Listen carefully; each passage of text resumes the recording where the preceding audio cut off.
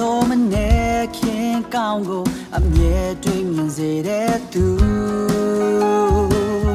ငါဝိညာဉ်ကိုအားတဲ့ဖြစ်ပေသူ yeah yeah နာမတော်လုံးငါတရားလမ်းထဲ၌တွေ့ဆောင်တော်မူ၏လမ်းတာနဲ့တောင်းဝေတော်သည်ကျွန်ုပ်ကိုချမ်းသာစေပါ၏ထာဝရဖျားသည်ငါ၏သူ